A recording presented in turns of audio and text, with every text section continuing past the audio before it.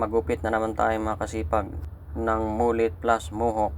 Wala tayong ibang magawang vlog ngayon mga kasipag, kaya ito muna ang pinagkakabalahan ko mga kasipag, ang maibabahagi ko sa inyo. Kaya kung mayroon din kayong pinagkakabalahan mga kasipag, ituloy nyo lang yan mga kasipag, kahit sa maliit na bagay mga kasipag, dahil naniniwala ako na walang nag-umpisa sa malaki na bagay kaagad, kundi nagsimula sila sa sarili nilang execution. Nagsimula sa wala or nagsimula sa maliit na bagay, yun po yun mga kasipag. Ika nga, may kasabihan, walang shortcut.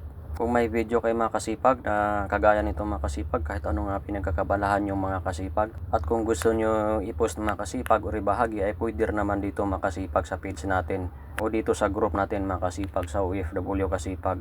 Kasi ang group natin dito ay samahan na nag-umpisa sa wala or nag-umpisa sa maliit, yun po yun mga kasipag. Kaya kung ikaw ay may pinagkakabalahan o OFW ka, pwede mo i-post dito mga kasipag yung pinagkakabalahan mga kasipag. Malay mo, maraming nagkakagusto at gustong matutunan, na kagaya ko na gusto po rin na may mga matutunan mga kasipag. Ika nga, habang buhay pa tayo ay never stop learning. Wala namang masama doon mga kasipag. Basta wag natin kalimutan yung Panginoong Hesus amang nasa langit na may likha sa lahat ng bagay, yun po yun mga kasipag. Priority natin siya una sa ating buhay, yun po yun mga kasipag. Madali lang itong mga kasipag, yung gilid. Tinira ko agad mga kasipag ng 1.5 lever guard yung kanyang gilid, kaya naging shitty mga kasipag. Ang alam ko ay mulit. Yung unang tanong ko sa kanya, yun pala pag tingin sa salamin ay pinapabawasan pa niya, kaya nagiging mohawk na siya, yung pavi sa likod, yun po yun mga kasipag. Tapos huwag natin kalimutan mga kasipag na magpagpag mga kasipag para malinis. Hindi ko siya punersa. Pinakita ko muna sa kanya kung okay na ba, kung pwede pa bawasan. Hindi ko muna siya punersa, kaya ang sabi niya bawasan pa daw, iangat pa daw, yun po yun mga kasipag. Kaya iangat pa natin to mga kasipag.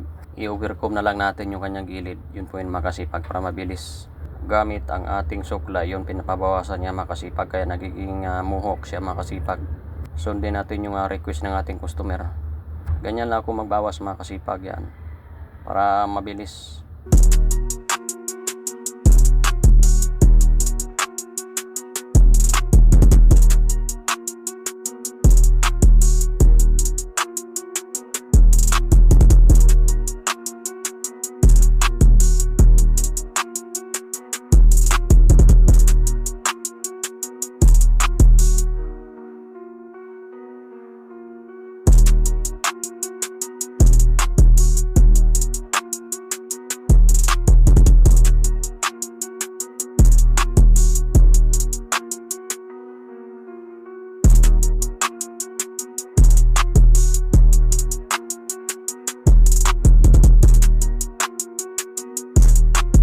Yung pinakababa dyan mga kasipag, tirahan natin siya ng 1. Tapos pinakalast ay laruin natin yung clipper na naga zero open, yun po yun mga kasipag.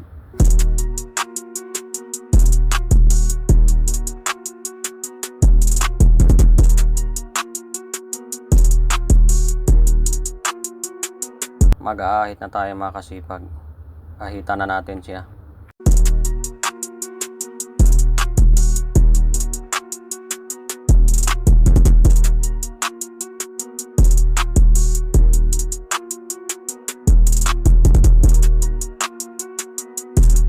Bawasan natin yung taas mga kasipag, yun yung gusto ng customer natin.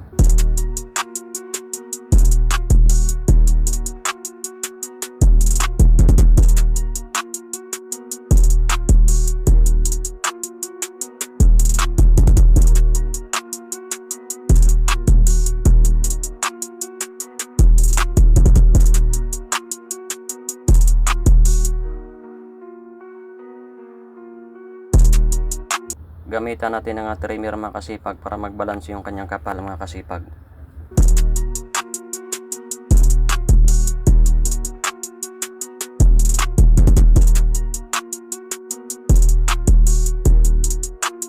Tapos ipaplangkita na natin mga kasipag o finishing para mahagip yung mga nakausli pa na buhok o yung mga naligaw.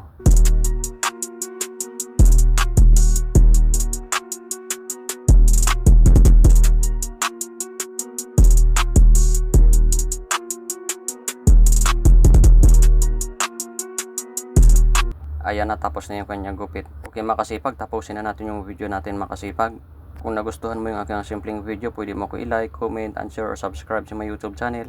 i-click mo na rin yung bell button below para ma-notify ka sa mga bago ko ng video ni upload. Okay mga kasipag, may kasabihan, nasa Diyos ang awa, nasa tao ang gawa. Okay mga kasipag, hanggang sa muli!